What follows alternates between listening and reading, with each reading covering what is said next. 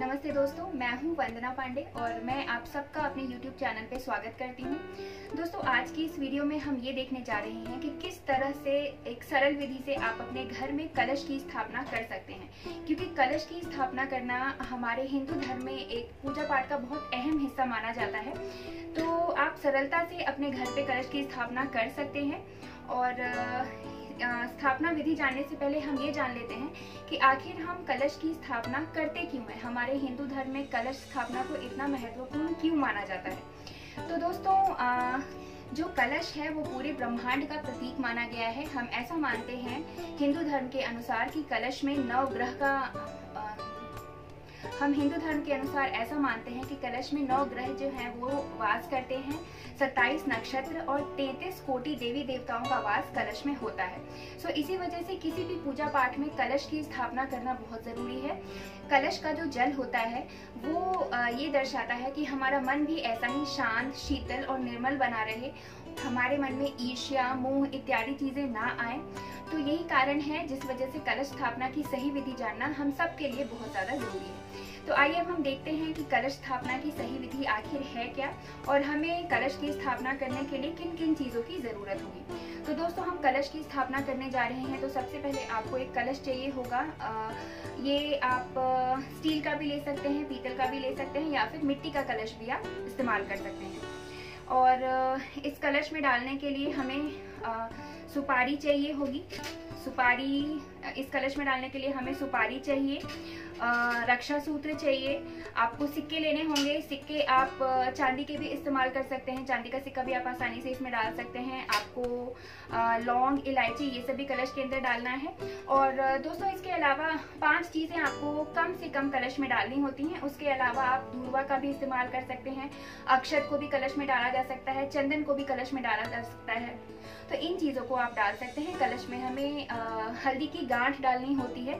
अगर आपको हल्दी की गांठ ना मिल पाए तो जो हल्दी हम इस्तेमाल करते हैं, आप थोड़ी सी ये वाली हल्दी भी कलश में डाल सकते हैं। तो आइए अब हम देखते हैं कि कलश की स्थापना आप कैसे करेंगे। तो दोस्तों, सबसे पहले आपको कलश लेना है और इस पर रोली की मदद से, रोली में मैंने थोड़ा सा गंगा जल मिलाया है, उसकी मदद से आपको सबसे पहले इस पे एक स्वास्तिक का निशान बना देना है। देखिए, इस तरह से आप स्वास्तिक का निशान बनाएंगे। स्वास्तिक बनाने के समय भी हमें इस बात का ध्यान रखना है कि हमारा स्वास्तिक उल्टा ना हो। कई बार ऐसा होता है कि गलती से हम उल्टा स्वास्तिक भी बना देते हैं। तो दोस्तों, इस तरह से आपको कलश के ऊपर रोली से स्वास्तिक का निशान बना लेना है। और दोस्तों, कलश के ऊपर जो पत्ते रखे जाते हैं तो उनमें ज़्यादातर आम के पत्ते या फिर अशोक के पत्ते इस्तेमाल किए जाते हैं। लेकिन मैं आपको बता दूं, मैं यहाँ श्रीनगर में रहती हूँ, तो यहाँ पे इन चीज़ों का मिलना थोड़ा मुश्किल हो जाता है। तो कलश में आप पान के पत्ते भी इस्तेमाल कर सकते हैं। ये पान के पत्ते मैंने पहले से धो के रखे हैं। ये पत्ते आप 5, 7, 11 ये शुभ नंबर होते हैं। ये 5, 7, 11 पत्ते आप कलश स्थापना के लिए इस्तेमाल कर सकते हैं। तो हम रोली से इन पत्तों पे भी तिलक कर देंगे। और दोस्तों, ये कलश की स्थापना आपको उस जगह पे ही करनी चाहिए जहाँ पे आप अपनी पूजा करते हैं। और अगर हम दिशा की बात करें तो कलश की स्थापना हमें हमेशा उत्तर पूर्व दिशा की ओर करनी चाहिए। और ये काम आप वहीं करें, कलश स्थापना आप वहीं पे करें जहाँ पे आपको अपनी पूजा करनी है। आप अपनी पूजा अलग से चौकी लगाकर भी कर सकते हैं, या फिर घर में जहाँ पे जिस दिशा में आपने अपना मंदिर बना के रखा है वहाँ पे भी आप कलश स्थापना कर सकते हैं। तो सबसे पहले कलश में हम गंगा जल डालेंगे।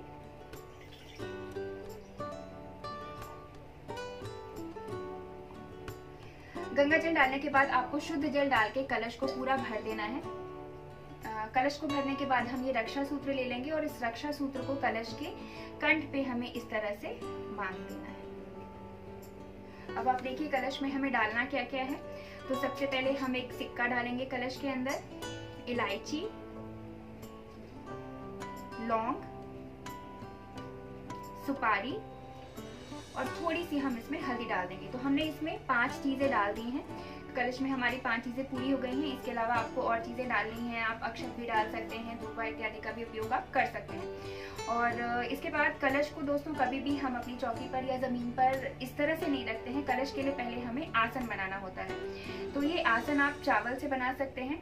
हालांकि एकादशी की जो पूजा होती है उसमें हम चावल का इस्तेमाल नहीं करते हैं, उसमें आप तिल इत्यादि का इस्तेमाल कर सकते हैं, लेकिन अन्य पूजाओं में आप अक्षत का आसन बना सकते हैं। तो दोस्तों आप चाहें तो अक्षत को इस तरह से सिंपली रखकर भी कलश का आसन बना सकते हैं, या फिर आप इसे थोड़ा सा फैलाकर इस तरह से अष्टदल कमल भी बना सकते हैं। और इस पे हम अपने कलश को स्थापित कर देंगे। कलश को स्थापित करने के बाद अब हम इसमें पत्ते डालेंगे, तो दोस्तों इस तरह से आपको पत्तों को कलश के ऊपर रखना है। और इसके बाद कलश के ऊपर आपको एक प्लेट रखना है। अगर आप मिट्टी का कलश ले रहे हैं तो आपको मिट्टी का ही प्लेट मिल जाएगा, या फिर आप स्टील की भी प्लेट रख सकते हैं, और या फिर आप पूजा में जो प्लेट का इस्तेमाल करते हैं आप उस प्लेट को भी रख सकते हैं। तो यहाँ पर हमने एक ये प्लेट रख दी है। इस प्लेट पे भी हम थोड़ा सा अक्षत डालेंगे, क्योंकि इसके ऊपर हमें अपना नारियल रखना है, तो हम इसके लिए भी आसन बना लेंगे।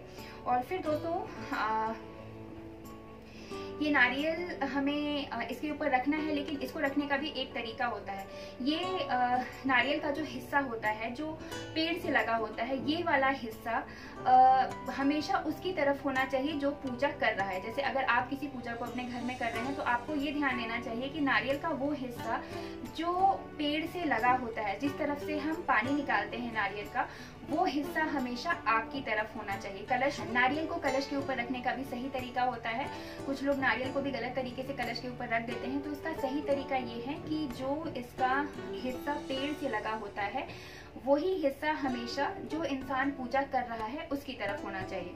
तो जब आप नारियल को एक लाल कपड़े से लपेटें, इसे हमें लपेट के ही कलश के ऊपर स्थापित करना है, तो आपको इस बात का ध्यान रखना है कि इसका जो सीधा वाला हिस्सा है वो हमेशा आपकी तरफ हो। जो भी इंसान पूजा कर रहा है, जो पूजा में बैठा है, इसका ये वाला हिस्सा उसकी तरफ होना चाहिए। तो इस तरह से हम इस नारियल के ऊपर भी एक लाल कपड़ा बांध देंगे। आप लाल कपड़ा ले सकते हैं, मैंने यहाँ चुनरी ली है, आप चुनरी को भी नारियल के ऊपर बांध सकते हैं। और इस कपड़े को भी हम फिर इस रक्षा सूत्र से बांध देंगे, जो ये बताता है कि हमारे घर की जो बरकत है, हमारे घर की जो खुशहाली है, वो भी हमारे घर में बंधी रहे, हमारे घर से कहीं बाहर ना जाए। तो इस तरह से इस रक्षा सूत्र को भी हम नारियल के ऊपर बांध देंगे। और फिर इसका ये वाला हिस्सा जो सीधा हिस्सा है उसको मैं अपनी तरफ रखूंगी। तो इस तरह से आप नारियल को अपने कलश के ऊपर रख दीजिए। और फिर इसके बाद इस नारियल पे हम कुछ पुष्प चढ़ा देंगे। अगर आपके पास फूलों की माला है तो आप फूलों की माला भी चढ़ा सकते हैं।